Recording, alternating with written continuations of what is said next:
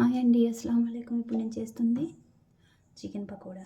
కావాల్సిన వస్తువులు చూడండి. కొద్దిగా చికెన్ తీసుకున్నాను, ఇంట్లోని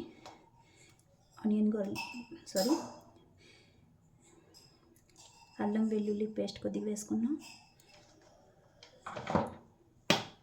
1 spoon chicken masala, 1 or 2 spoons నా టేస్ట్ హిసాబ్తో, కొద్దిగా చికెన్ మసాలా, కొద్దిగా జీరా పౌడర్,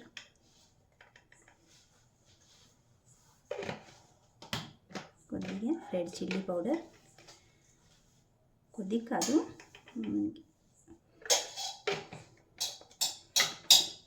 కొద్దిగా ధనియా పౌడర్.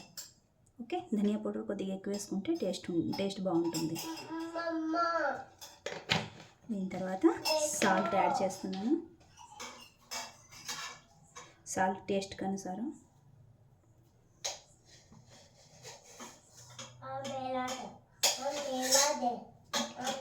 తర్వాత కార్న్ఫ్లోర్ అండి, ఇది కార్న్ఫ్లోర్ వేసుకోవాలి మనం సరిపడినంత.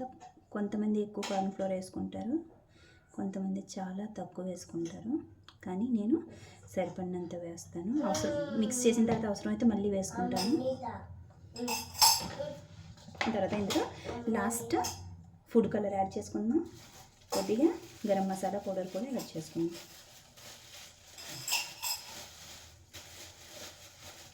ఇది హోమ్ మేడ్ గరం మసాలా అంటే నేను ఇంట్లోనే తయారు చేసుకున్నాను.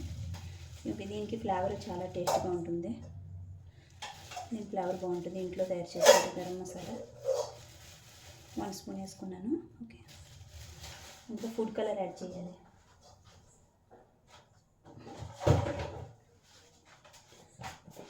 కొద్దిగా ఫుడ్ కలర్ యాడ్ చేసుకుందాం, రెడ్ కలర్. ఓకే, ఇప్పుడు దీన్ని బాగా మిక్స్ చేసుకుందాం.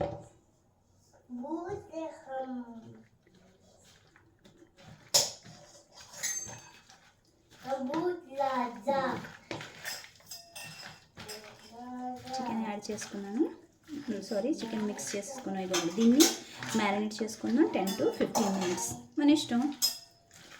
కొద్దిగా సాల్ట్ ముక్కలకి పడుతుంది మ్యారినేట్ చేసుకుంటే.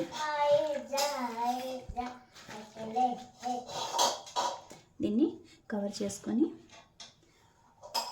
మ్యారినేట్ చేసుకున్నాం 10 to 15 minutes. ఓకే, ఇవన్నీ ఒక కడాయి తీసుకున్నాం, అందులోనే ఆయిల్ వేసుకున్నాం డీప్ ఫ్రై కోసం.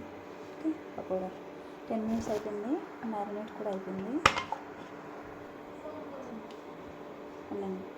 ఇది ఆయిల్ హీట్ అయిన తర్వాత బాగా హీట్ అవ్వాలి. అయిన తర్వాత 1 పీస్ చేసి వేసుకుందాం. ఆయిల్ వేడైపోయింది, ఇప్పుడు ఒక పీస్ పకోడా వేసుకుందాం.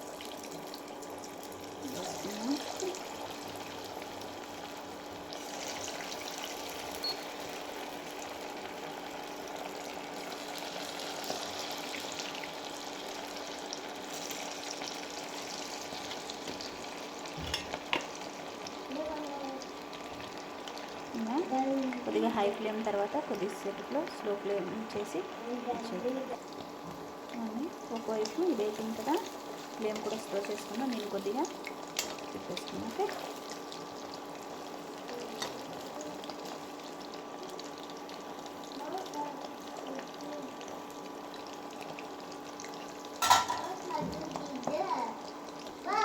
ఇవన్నీ తయారైపోయింది.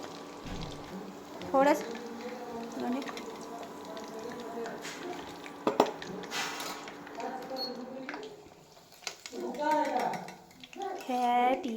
कौन है का कर ఇదిగోండి, రెడీ అయిపోయింది వేడి వేడి పకోడా. దీంట్లో కొద్దిగా ఇది యాడ్ చేసుకుందాం, chaat masala or onion add చేసుకుంటే టేస్టీగా ఉంటుంది.